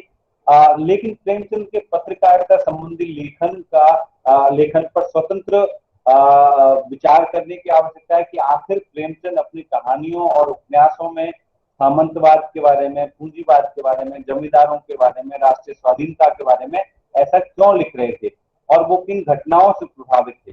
उन घटनाओं का असर देखना हो तो उनको पत्रकारिता संबंधी लेखन देखना चाहिए। तो पत्रकारिता संबंधी लेखन पे आप ये कह सकते हैं कमल किशोर गोयनका ने उनका सबसे पहले प्रेमचंद के विविध प्रसंग, जो अमृत राय ने विविध प्रसंग नाम से 3 वॉल्यूम में अंश प्रकाशन से संपादित किया है, उसको आप जिक्र कीजिए कि उसमें ये सारे लेख संकलित है। इनमें से बचे हुए लेख, जो कुछ लेख प्रकाशित नहीं हो सके थे, वो कमल किशोर गोयनका ने प्रेमचंद विविध प्रसंग, प्रेमचंद अध्ययन की नई दिशाएं इसमें और प्रेमचंद का अप्राप्त साहित्य इसमें संकलित किए हैं। अप्राप्त साहित्य में इन लेखों को जिक्र किया है और इनका एक संपूर्णता में अध्ययन आवश्यक है, जिससे प्रेमचंद का एक और पहलू सामने आ सके कि वो अपने कहानियों और उपन्यासों में जिन विषयों को उठा रहे थे उन घटनाओं पर उनकी पत्रकारिता के रूप में राय क्या थी। पत्रकार के रूप में तो प्रेमचंद पत्रिकाएं प्रकाशित कर रहे थे, जागरण का संपादन उन्होंने किया, माधुरी का संपादन उन्होंने किया, हंस का संपादन उन्होंने किया। तो उस संपादन के दौरान जो वो लेख लिख रहे थे और दूसरे पत्रिकाओं में लेख लिख रहे थे, उन लेखों में उनके कंसर्न क्या थे, उनकी चिंताएं क्या थी, और वो चिंताएं लेखों में किस रूप में आई हैं, और वो चिंताएं उनके क्रिएटिव राइटिंग यानी उनकी कहानियों और उपन्यासों में किस रूप में आई। तो आपका रिव्यू ऑफ लिटरेचर इस बात पे खत्म होना चाहिए कि जो आपने एक रिसर्च गैप की तलाश कर रखी है, उस रिसर्च गैप पर आकर के वो खत्म होना चाहिए। और रिव्यू ऑफ लिटरेचर में आपको सिर्फ थीसिसों की सूची नहीं देनी, जो उपलब्ध बेहतरीन काम है उनकी समीक्षा करनी चाहिए। लेकिन हर विषय के बारे में सैकड़ों काम नहीं मिलते, हर विषय के बारे में ज्यादातर कम काम मिलते हैं। तो ऐसे में जो कम काम है उनकी समीक्षा आपको देनी चाहिए, उसमें से अच्छे कामों की समीक्षा कम से कम आपको प्रस्तुत करनी चाहिए। यहां तक स्पष्ट है आपको? रिव्यू ऑफ लिटरेचर स्पष्ट है? जी सर। रिव्यू ऑफ लिटरेचर के बारे में, साहित्य समीक्षा के बारे में कोई सवाल है तो अभी आप वो सवाल कर सकते हैं। जी सर, एक सवाल है छोटा सा। जैसे आपने एक पूरी परंपरा बताई है हमारे सामने कि प्रेमचंद के पत्रकारी लेखन पर कितना काम हो चुका है, या उनके प्रेमचंद के बारे में बड़े बड़े आलोचक रामचंद्र शुक्लाचार्य प्रसाद द्विवेदी, फिर रामविलास शर्मा, तो इस तरीके से हमने सारा कुछ बताने के बाद जो अपना बताया कि पत्रकार के रूप में उनकी राय क्या थी, तो ये हमने लास्ट में बताया। तो यही मतलब एक रिसर्च का टॉपिक है, और इस पर फिर कहाँ से मिलेगा कि राय क्या थी? आप समझ गए मेरा क्या है? ठीक है, सवाल क्या है आपका? कि आपने अंत में बताया पत्रकार के रूप में उनकी राय क्या थी। हाँ, तो उनके पत्रकारी लेखन पे सबने बहुत कुछ किया हुआ है, उसको पढ़ने के बाद नहीं, उनकी खुद की राय बहुत कुछ नहीं किया हुआ है उन्होंने। सभी लोगों ने जिन्होंने प्रेमचंद के बारे में लिखा है, उन्होंने मुख्य तौर पर उनकी कथा साहित्य के आधार पर लिखा है। तो इसलिए एक रिसर्च गैप बनाना कि उनके पत्रकारिता संबंधी लेखन का मूल्यांकन अभी शेष है। Okay sir. हाँ जी, और ठीक, एक सवाल अनु तिवारी जी का है, हम अपने रुचि को कैसे स्पष्ट करें, क्योंकि कई बार ऐसा होता है कि एक से ज्यादा विषयों में हमारी रुचि होती है। तो सभी विषयों को पढ़िए और उसमें से कोई एक रुचि को परिष्कृत कीजिए। किसी एक क्षेत्र में आपकी ज्यादा रुचि होती है, जैसे आप अपने सभी घर वालों को प्यार करते हैं, लेकिन किसी एक के साथ हमारी खास आत्मीयता होती है जिसके साथ हम सब कुछ शेयर करते हैं। तो ऐसे ही कई विषयों से हमारा लगाव हो सकता है, कई विषय, कई क्षेत्रों को हम पसंद कर सकते हैं कि उनमें से कोई एक विषय ऐसा हो सकता है जिसमें हमारी ज्यादा रुचि है। अगर फिर भी आपको लगता है कि आपकी सभी विषयों में बराबर रुचि है, ये तो एक अच्छी बात है कि आप कई विषयों में रुचि रखते हैं, क्योंकि आजकल तो विद्यार्थियों की किसी एक विषय में भी रुचि नहीं होती, बस वो खाना पूर्ति के लिए रिसर्च करते हैं। तो कई विषयों में आपकी रुचि है, फिर आप इस आधार पर चयन कर सकते हैं कि किसमें शोध की ज्यादा संभावनाएं हैं, यानी किसमें कम काम हुआ। जी सर, धन्यवाद।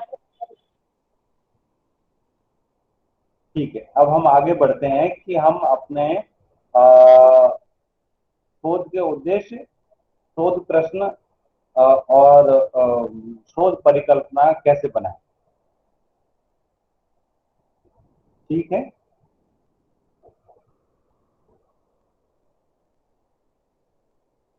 ये आपस में तीनों चीजें एक दूसरे से जुड़ी हुई है, इसलिए तीनों का नाम मैंने एक साथ लिया। शोध के उद्देश्य, शोध प्रश्न और हाइपोथेसिस या प्राकल्पना, परिकल्पना, इसको लोग हिंदी में कहते हैं।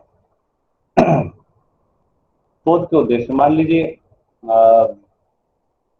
आपने प्रेमचंद के पत्रकारिता संबंधी लेखन पे आप काम करना चाहते हैं।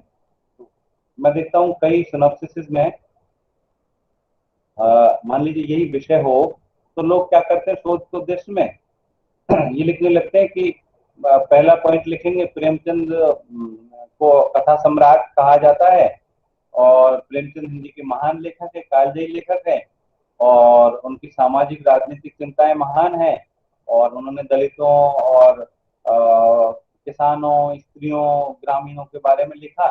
इस तरह से लिख देते हैं जो कि बहुत ही गलत है। आप सोचिए कि मैं आपसे कहूं कि आज की इस बातचीत को सुनने का, इससे जुड़ने का आपका उद्देश्य क्या है। उद्देश्य मतलब वो काम हम क्यों करना चाहते हैं। सिंपल, बहुत सिंपल है। आप जिस विषय पे काम करना चाहते हैं उसमें क्यों करना चाहते हैं, आप इससे जुड़े हैं, तो आपका उद्देश्य है शोध की प्रक्रिया को जानना, जो आपका उद्देश्य है वो एक क्रिया के साथ उसका जो वाक्य बनेगा वो एक क्रिया के साथ पूर्ण होगा, समाप्त होगा।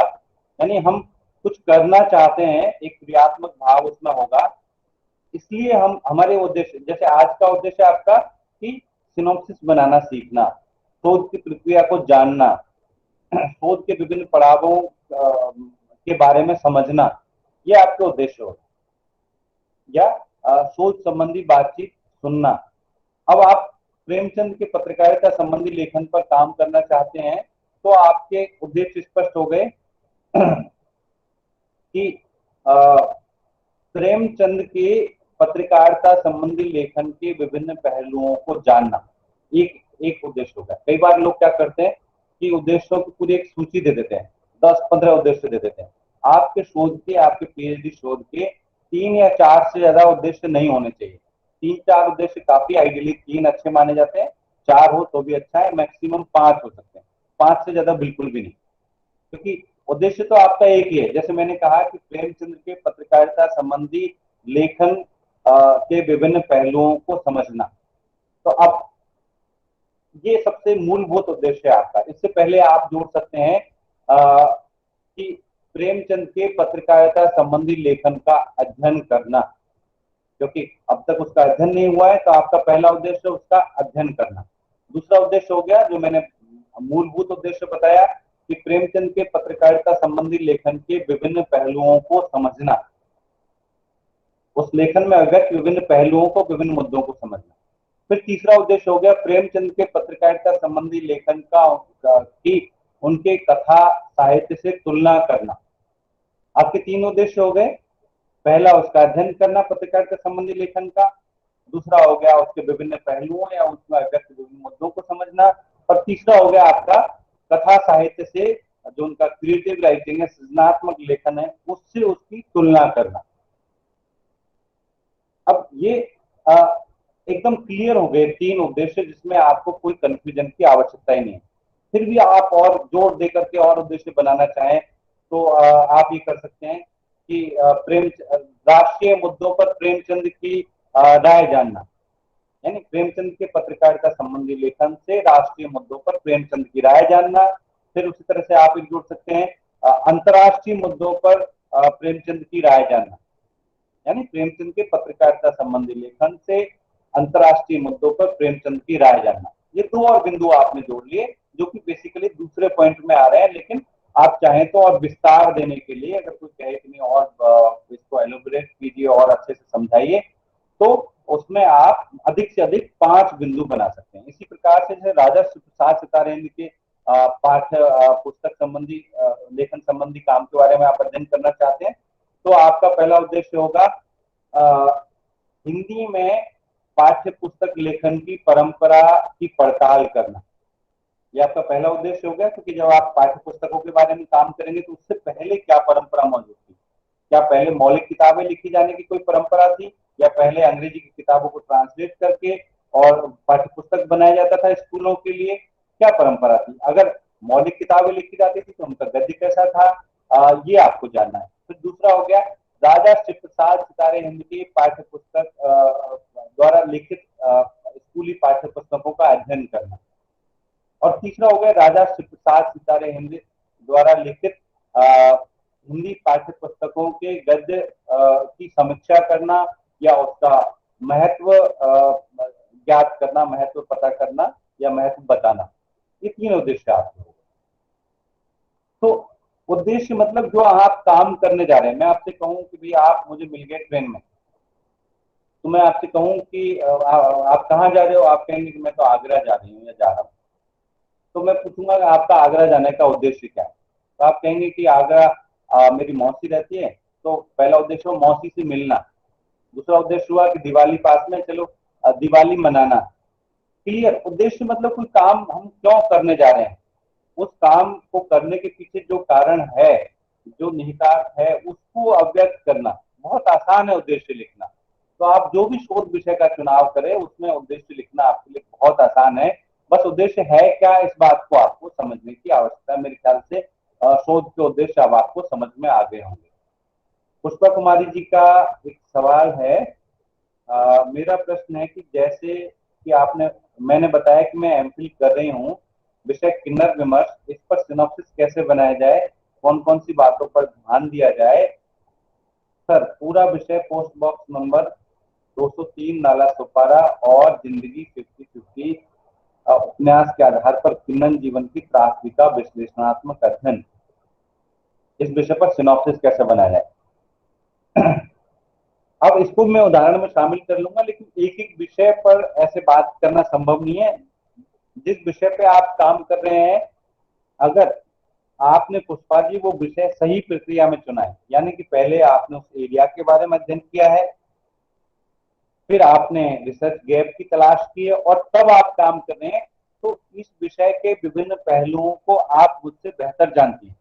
इसलिए इस विषय पर सिनॉप्सिस कैसे बनानी है, इंट्रोडक्शन में, जैसे इंट्रोडक्शन में आपको किन्नर विमर्श के बारे में लिखना है, किन्नरों की समस्याएं क्या है, किन्नरों के बारे में बातचीत किसने शुरू की, किन्नरों के बारे में कौन सी सामग्री उपलब्ध है, ये आपको बताना है। और उसके बाद में ये 2 उपन्यास क्यों महत्वपूर्ण है उसके बारे में बताना है। उसके बाद आप शोध के उद्देश्य लिखेंगे, फिर शोध प्रश्न लिखेंगे, या आप साहित्य समीक्षा करेंगे, जो भी फॉर्मेट आपके यहाँ पे उपलब्ध हो। साहित्य समीक्षा कई जगह पहले होता है, जैसे मैंने बताया, कई जगह पे बाद में होता है, तो दोनों ढंग से आप वो काम कर सकते हैं।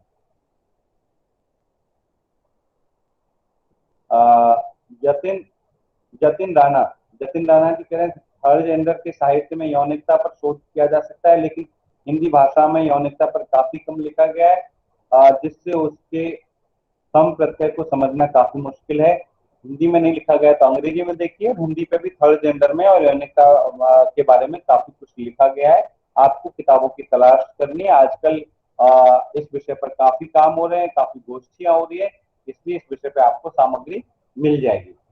अब मैं आता हूँ उस पर शोध प्रश्नों पर। जैसे शोध के उद्देश्य बहुत ही आसान टॉपिक है, उसको समझना आपके लिए बिल्कुल मुश्किल नहीं है। उसी तरह से शोध के प्रश्न भी बहुत आसान है।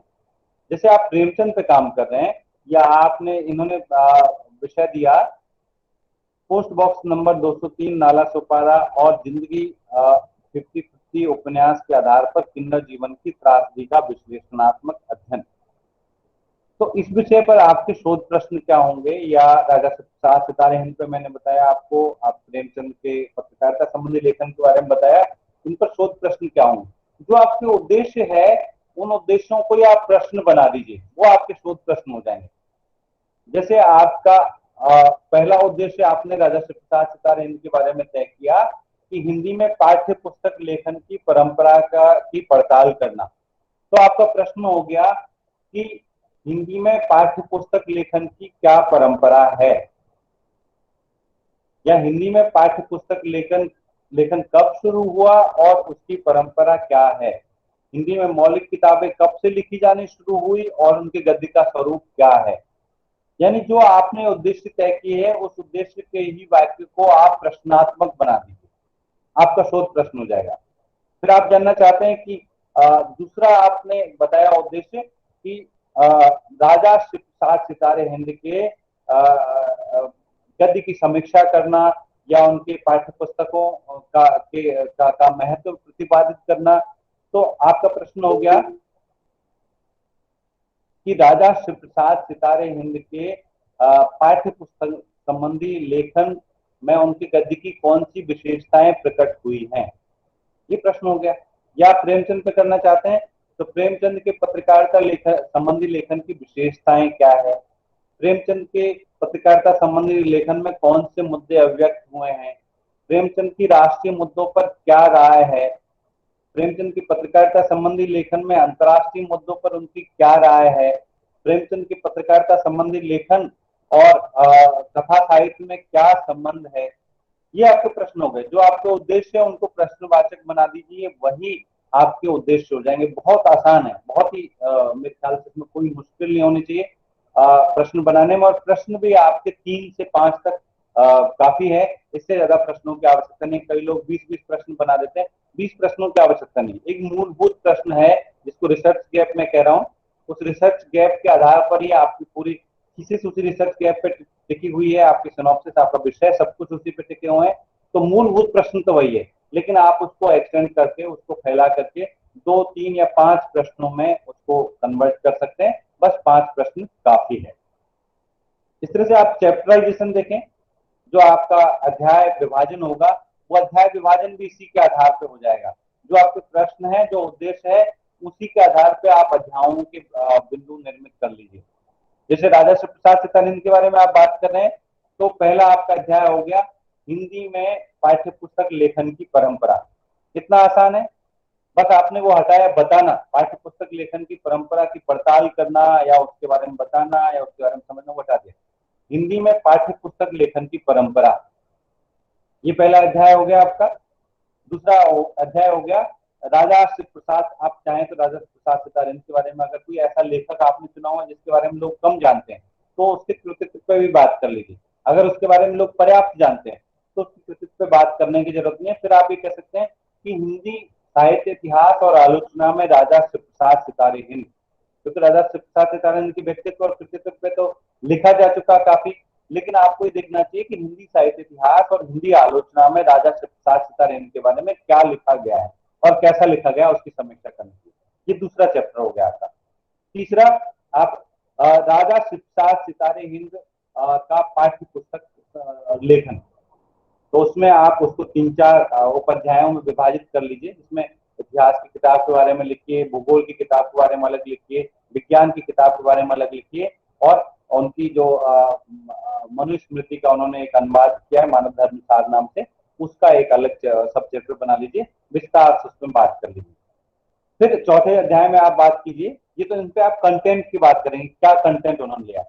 फिर राजा शिव प्रसाद सितारे हिंद के पाठ्य पुस्तक लेखन में उनके उनके गद्य का स्वरूप, ये आप लिख सकते हैं, गद्य का स्वरूप। फिर आप देखेंगे कि उनका जो, अगर वो धार्मिक किताब का अनुवाद कर रहे हैं, धार्मिक किताब लिख रहे हैं, मानव धर्म सार लिख रहे हैं मान लीजिए, तो उसमें उनका गद्य किस प्रकार का है, संस्कृत में है तो क्यों है, किस तरह का है, संस्कृत कितनी है, आसान भाषा कितनी है, भूगोल हस्तमलक का गद्य कैसा, उसकी विशेषताएं क्या है, इतिहास निम्नाक्षर का गद्य कैसा है, और फिर साइंस की किताब जो विज्ञान संबंधी उनकी किताब है उसमें, तो आप देखिए उसमें जो, जैसे सबसे पहले हिंदी में आप देखेंगे तो जैसे अणु, परमाणु, थर्मामीटर, बहुत सारे शब्द ऐसे हैं जो कुछ अंग्रेजी की से हूबहू ले लिए गए, कुछ अंग्रेजी के शब्दों के हिंदी रूपांतरण विकसित किए और वो आज तक चल रहे हैं। वो सबसे पहले राजा शिव प्रसाद सीतारंजन ने अपनी पाठ्य पुस्तकों में लिखना शुरू किया। तो वो एक्सप्लेन कैसे करते हैं, पृथ्वी की गोलाई को कैसे एक्सप्लेन करते हैं, वो थर्मामीटर के बनने को, थर्मामीटर क्या है उसको कैसे एक्सप्लेन करते हैं, मान लीजिए धार्मिक बात को कैसे एक्सप्लेन करते हैं, और जो उनके ऊपर उर्दूदा होने का आरोप लगाया जाता है कि उनकी भाषा में उर्दूपन ज्यादा है, तो उस आरोप में कितनी सच्चाई है। तो उनके गद्य के विभिन्न पहलुओं पर आप बात कीजिए, और फिर एक अगला चैप्टर आप बनाइए कि हिंदी गद्य के विकास में राजा शिव प्रसाद सितारे हिंद का योगदान, तो उनके योगदान की आप चर्चा कीजिए और आखिर में उपसंहार लिखिए। इस प्रकार से आपका चैप्टराइजेशन होगा। मेरे ख्याल से चैप्टराइजेशन में बहुत आसान, क्योंकि सब चीजें एक दूसरे से जुड़ी हुई हैं। अगर चीजें जुड़ी होंगी तो आपको समझने में आसानी होगी, आपको लिखने में आसानी होगी, और आप अच्छे से अपने आप को अभिव्यक्त कर पाएंगे, चाहे इंटरव्यू के लिए चाहे अपनी थीसिस लिखने के लिए। अब तक की बातचीत आपको स्पष्ट है? अगर किसी की कोई जिज्ञासा है तो वो अभिव्यक्त कर सकते हैं। अब हम 10 मिनट में इसको कंक्लूड करेंगे, क्योंकि ये एक बेसिक को लेकर के बातचीत है कि बेसिक किन किन बातों का आपको ख्याल रखना है सिनॉप्सिस बनाते वक्त, विषय का चुनाव करते वक्त, या उसके शोध के उद्देश्य लिखते वक्त, या साहित्य समीक्षा करते वक्त, या चैप्टराइजेशन के वक्त। हाँ सोनल जी। सर, यदि हमें 2 लेखकों के साहित्य का तुलनात्मक अध्ययन करना है और 500 शब्दों में सिनॉप्सिस लिखना है, तो सर किन बातों का ध्यान रखें? फिर से कई 2 किसकी तुलना करनी है? सर, 2 व्यक्ति के, 2 लेखक के साहित्य का तुलनात्मक अध्ययन करना है और 500 शब्दों में ही सिनॉप्सिस लिखना है, तो किन बातों का ध्यान रखें? 2 कृतियों की तुलना करनी है, 2 भाषाओं के साहित्य की तुलना करनी है? नहीं सर, 2 लेखकों के साहित्य की, जैसे उपन्यास, नाटक। मान लीजिए आप प्रेमचंद और रेणु की तुलना करते हुए 500 शब्दों में सिनॉप्सिस लिखनी है। 500 शब्दों में सिनॉप्सिस नहीं लिखी जा सकती, लेकिन कहीं कहीं शोध प्रस्ताव इस रूप में माना जाता है। तो सिर्फ आप सबसे पहले एक पैरा जो लगभग 50-60 शब्दों का या होगा, उसमें आप प्रेमचंद की साहित्य की विशेषताएं बता दीजिए इंट्रोडक्शन में। दूसरे पैरा में आप रेणु की साहित्य की विशेषताएं बता दीजिए, और 50-60 शब्दों में तीसरे पैरा में, रुक जाइए, जो भी बोल रहे हैं रुक जाइए। तीसरे पैरा में आप दोनों की थोड़ी तुलना करके बता दीजिए, और यहाँ पे आपका इंट्रोडक्शन खत्म हो गया। फिर साहित्य समीक्षा में आप जो भी प्रेमचंद और रेणु की तुलना करते हुए, टू द पॉइंट आइए, तुलना करते हुए जो लिखा गया है उसका आप जिक्र कर दीजिए, 2-4 कृतियों का और थीसिसों का, मतलब आलोचनात्मक कृतियों का और थीसिसों का आप जिक्र कर दीजिए, कोई लेख वगैरह आपने पढ़ा उसका जिक्र कर दीजिए। फिर आपका जो 3 आप उद्देश्य बना लीजिए, 3 शोध प्रश्न बना लीजिए, और 4-5 चैप्टर बना लीजिए, और आपका इस तरह से 500 शब्दों में इसी ढंग से हो सकता है। ठीक है जी सर। सर क्या 500 शब्दों में भी संदर्भ ग्रंथ लिखने होंगे? क्योंकि सर बिल्कुल लिखने होंगे। अगर आप कोई शोध प्रस्ताव बना रहे हैं तो मैं उस पर आ रहा हूँ अभी, आपको संदर्भ ग्रंथ भी देने होंगे, जिसमें कि प्राइमरी सोर्सेज अलग देने हैं। देखिए, अगर आपकी शब्द सीमा कम है तो आप हर चीज को थोड़ा समराइज कर दीजिए, और संदर्भ ग्रंथों की सूची भी छोटी कर दीजिए, लेकिन एक अच्छी सिनॉप्सिस में ये सारी चीजें सही संख्या में होनी चाहिए। ऐसी शब्द सीमा तो सिर्फ इंटरव्यू के लिए जो आपको सिनॉप्सिस बनाने के लिए कहा जाता है, सिर्फ उसमें होता है। जो फाइनली आपका पीएचडी के लिए रिसर्च प्रपोजल बनता है या सिनॉप्सिस बनती है, उसमें मेरे ख्याल से इतनी कम शब्द सीमा नहीं होती है।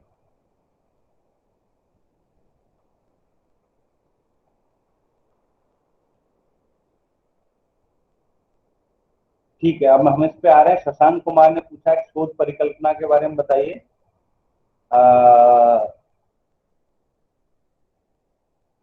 ठीक है, शोध परिकल्पना क्या है कि आपने जो जैसे आपने लिटरेचर का जितना अध्ययन किया है अब तक, अपने एरिया का जितना अध्ययन किया है, और जो शोध प्रश्न आपके बने हैं रिसर्च गैप के आधार पर, उन शोध प्रश्नों का संभावित जवाब, यानी अब तक का जो आपका अध्ययन है, उस अध्ययन के आधार पर आपका जो जवाब बन रहा है, वो आपकी शोध प्राकल्पना या आपकी हाइपोथेसिस है। एक कल्पना है वो, लेकिन कल्पना वो यथार्थ पर आधारित कल्पना है, आपके अध्ययन पर आधारित कल्पना है। आपका अध्ययन, मान लीजिए जो विषय मैंने आपको बताया, उसमें आप जैसे आपके 3 शोध प्रश्न बने राजा शिवप्रसाद सितारहीन के बारे में। तो पहला शोध प्रश्न था आपका कि हिंदी में मौलिक पाठ्यपुस्तक लेखन की परंपरा क्या रही है। तो आपका इसका संभावित जवाब है कि राजा शिवप्रसाद सितारे हिंद से पहले हिंदी में पाठ्य पुस्तकों के रूप में सिर्फ अनुदित किताबें, अंग्रेजी की पाठ्य पुस्तकों के अनुवाद ही पढ़ाए जाते थे, मौलिक परंपरा नहीं रही है। ईसाई मिशनरियों के स्कूलों में और अंग्रेज सरकार द्वारा जो ईस्ट इंडिया कंपनी और बाद में ब्रिटिश सरकार द्वारा शुरू किए गए स्कूलों में मौलिक किताबों की बजाय अनुदित किताबें पढ़ाई जाती थी। हिंदी में मौलिक पाठ्य पुस्तक लेखन की परंपरा लगभग नहीं रही है। ये आपका अध्ययन है। ये आपकी हाइपोथेसिस क्या है कि अब तक आपने जो अध्ययन किया उसके आधार पर आपका एक संभावित जवाब। लेकिन आप शोध के दौरान आपको मान लीजिए पता चले कि ईसाई मिशनरियों ने कई मौलिक किताबें भी लिखी, उनके स्कूलों में मौलिक किताबें आपको मिल जाएंगी अगर, तो आपका ये जो संभावित जवाब है अपने शोध में, अपने रिसर्च के दौरान बदल भी सकता है। हाइपोथेसिस इसका नाम इसलिए है कि ये एक संभावित जवाब है, ना कि एक एक्यूरेट जवाब। एक्यूरेट जवाब आपका आपके शोध की प्रक्रिया में आएगा, लेकिन वर्तमान अध्ययन या अब तक के अध्ययन के आधार पर आपका जवाब यही है। फिर दूसरे प्रश्न का आपका संभावित जवाब है कि राजा शिवप्रसाद सितारे हिंद की जो पाठ्यपुस्तकें हैं, पाठ्यपुस्तकों का गद्य बहुत ही प्रभावमान है। उन्होंने कई ऐसे शब्दों का को ईजाद किया जो हिंदी में बाद में लोकप्रिय हुए। उनकी भाषा में हिंदी और उर्दू का मिला जुला रूप है, जो कि हमें एक बेहतर भाषा नीति की तरफ ले जाता है। अगर ये भाषा नीति भारतीय युग के सभी लेखकों ने अपनाई होती तो शायद हिंदी और उर्दू का ऐसा विवाद नहीं होता, और हो सकता है कि हमारा राष्ट्र भी राष्ट्र का बंटवारा भी नहीं होता। हम क्योंकि जिसके बहुत सारे लोग हैं जो भारत विभाजन के या सांस्कृतिक राष्ट्रवाद के मूल तत्व 19वीं सदी के नवजागरण में मानते हैं, हिंदी और उर्दू आंदोलन में मानते हैं। तो इस तरह से ये आपकी हाइपोथेसिस है शोध शुरू करते वक्त। ये हाइपोथेसिस आपके रिसर्च के दौरान बदल सकती है, इससे भिन्न निष्कर्ष भी आपके निकल सकते हैं, लेकिन आपके शोध प्रश्नों का एक संभावित जवाब आपकी हाइपोथेसिस में आता है। उन संभावित जवाबों का आप यहाँ जिक्र करें जो आपके अब तक के अध्ययन पर आधारित होंगे। सर ये हाँ जी बताइए। सर हाइपोथेसिस जो है ये सिनॉप्सिस के अंदर ही कोई पार्ट है? हाँ, सिनॉप्सिस के अंदर पार्ट है। अंग्रेजी में हाइपोथेसिस कहते हैं, हिंदी में प्राकल्पना या परिकल्पना कहते हैं। अच्छा, हमें उनके जो प्रश्न उठाए हैं उनके उत्तर देने पड़ते हैं? आप एग्जैक्टली उन प्रश्नों के जैसे प्रश्न तो आप 1 2 3 लिख दिया, लेकिन हाइपोथेसिस में आप एक पैराग्राफ लिखते हुए उन प्रश्नों के संभावित जवाब लिखिए जो आप सोच रहे हैं कि आपके रिसर्च से क्या निकलने वाला है, वो संभावित निष्कर्ष, वो संभावित जवाब, उसका जिक्र आप हाइपोथेसिस में करें। ओके सर, ओके, ठीक है। हिंदी रीति काव्य में स्त्रीत्व की निर्मिति, इस विषय की प्रस्तावना पर कुछ बता देते सर। अनु जी, हिंदी रीति काव्य के बारे में कहा जाता है, हिंदी रीति काव्य के बारे में आप विभिन्न आलोचकों को कोट करते हुए अपनी बात शुरू कर सकते हैं कि हिंदी रीति काव्य को दरबारी काव्य कहा जाता है और वहां पर कहा जाता है कि नवसिक वर्णन ही प्रमुखता से आया है और उसमें रीतिबद्ध धारा की विशेषता है, रीति मुक्त धारा की विशेषता है, रीति सिद्ध धारा की विशेषताएं हैं और रीति मुक्त धारा में स्त्री प्रेम की प्रक्रिया में एक नायिका के रूप में आई है और जो रीतिबद्ध और रीति सिद्ध है उसमें इस रूप में आई है। लेकिन संपूर्णता में हिंदी का रीति काव्य स्त्री की एक छवि करता है जिसके आधार पर रीति काव्य को बहुत सारे आलोचक रीति माफ कीजिए स्त्री विरोधी कहते हैं और वहां पर स्त्री कोई सशक्त रूप में नहीं आ पाई है। सिर्फ जहां पर प्रेम के प्रसंग है तो ये कहा जा सकता है कि प्रेम वर्जनाओं को तोड़ता है, लेकिन फिर भी ये सवाल अनुत्तरित है कि रीति काव्य में स्त्री की छवि का निर्माण किस प्रकार से होता है। उस निर्मिति की प्रक्रिया को हम प्रतिनिधि रचनाकारों के माध्यम से समझने की कोशिश करेंगे। इस तरह से आप इसका इंट्रोडक्शन बना सकते हैं और फिर साहित्य समीक्षा में विभिन्न आलोचकों की राय जिन्होंने रीतिकाल पर लिखा है उनकी राय और खासतौर पर स्त्री संबंधी राय है उसका जिक्र करते हुए आप अपने रिसर्च के अब तक पहुंच सकते हैं। जी धन्यवाद सर। अब हम आखिर में बिब्लियोग्राफी या संदर्भ ग्रंथ सूची की बात कर सकते हैं। संदर्भ ग्रंथ सूची आपकी 2 भागों में विभाजित होनी चाहिए। प्राथमिक स्रोत होने चाहिए, पहले प्राइमरी सोर्सेज, और फिर द्वितीयक स्रोत या सेकेंडरी सोर्सेज होने चाहिए, या उसको हिंदी में सहायक सामग्री या सहायक पुस्तकें भी कह सकते हैं। प्राथमिक स्रोत वो सामग्री है जिसका मूल रूप से आपको अध्ययन करना है। जैसे आप अगर रीतिकाल के बारे में काम कर रहे हैं तो रीतिकाल की जो कविताएं हैं उन कविताओं को, जैसे बिहारी सतसई हो गई है या घनानंद के कवित्व हैं, घनानंद की कोई रचनावली मौजूद है, तो वो आपकी प्राथमिक सामग्री होगी। यानी रीतिकाल का जो टेक्स्ट है वो टेक्स्ट आपकी मूलभूत सामग्री होगी, आपका प्राइमरी सोर्सेस होगा। आप अगर राजा सुप्रसाद चित्तानंद के बारे में काम कर रहे हैं तो उनकी जो पाठ्य पुस्तकें हैं वो आपकी मौलिक सामग्री होगी या प्राथमिक स्रोत या प्राइमरी सोर्सेस होंगे।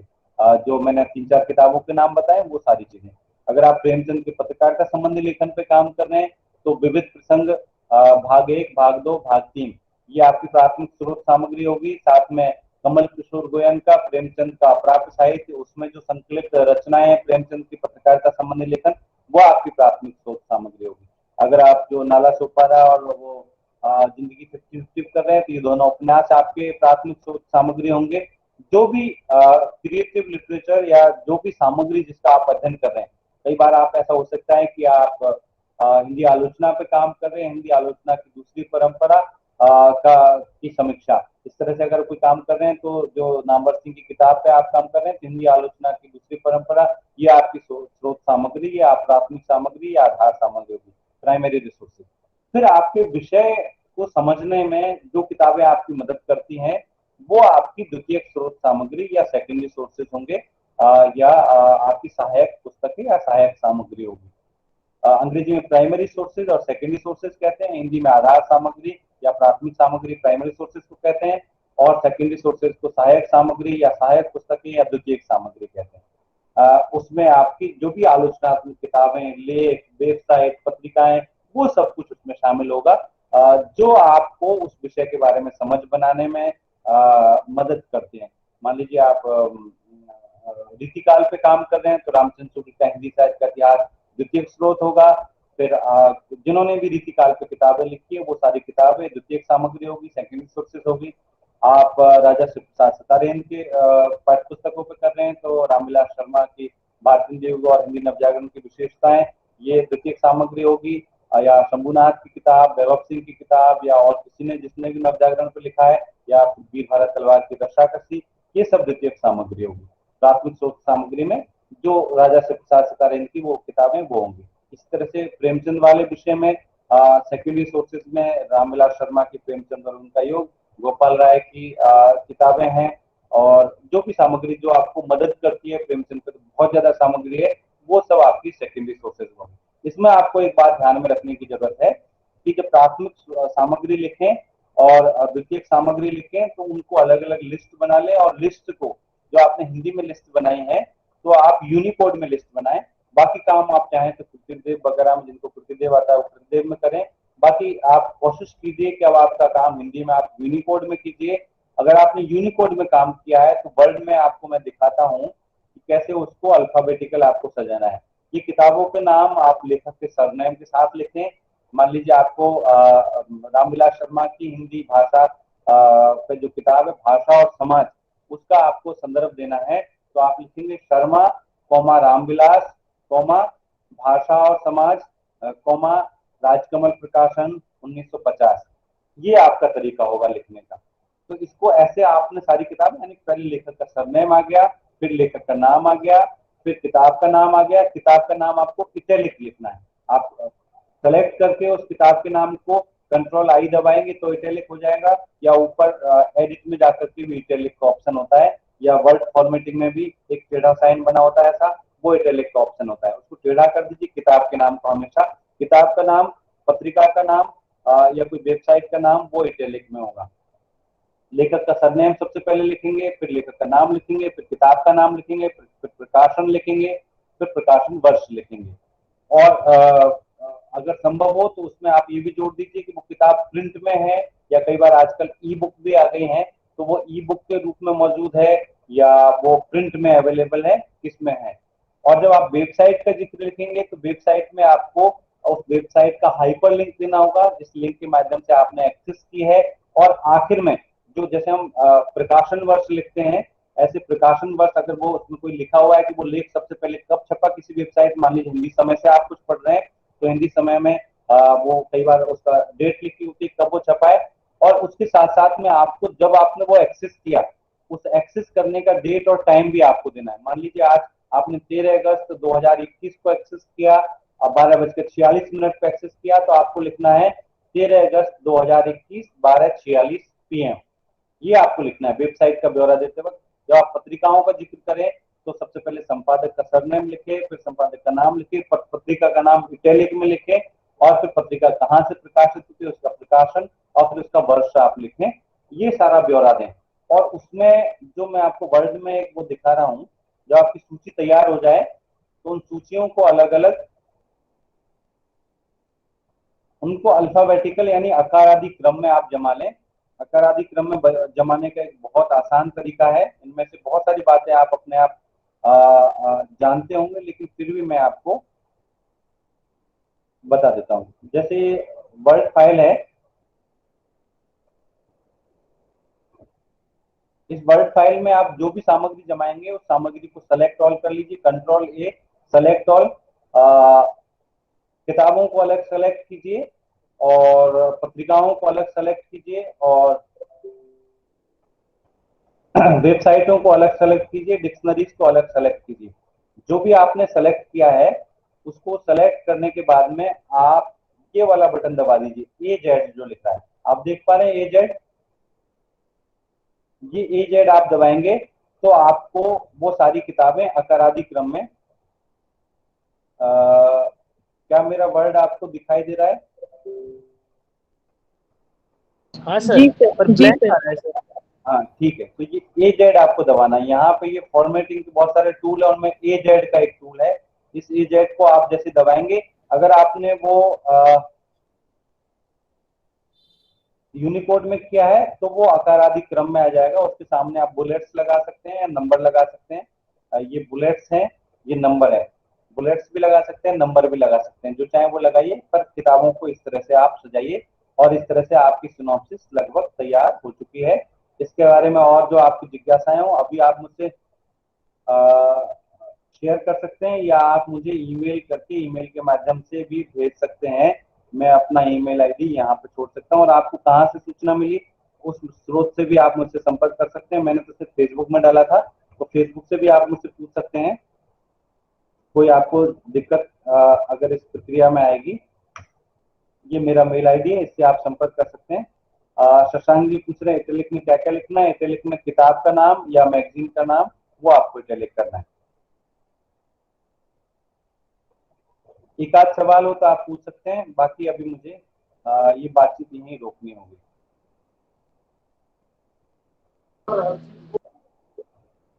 पूजा, आप कई सवाल पूछ चुके हैं, बाकी लोगों को अब अवसर दीजिए।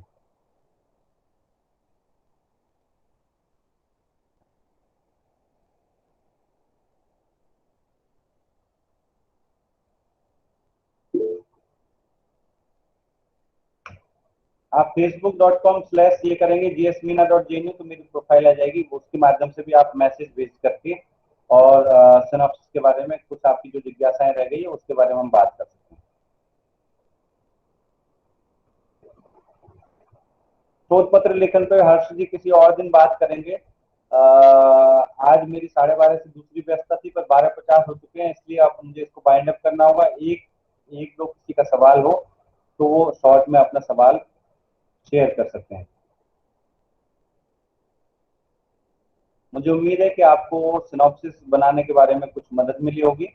आप अपनी प्रतिक्रियाएं भी मुझे ईमेल के माध्यम से जरूर प्रतिक्रियाओं से अवगत कराएं।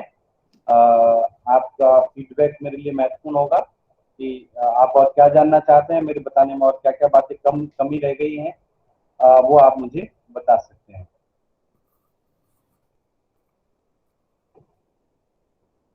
ठीक है, अब मैं ये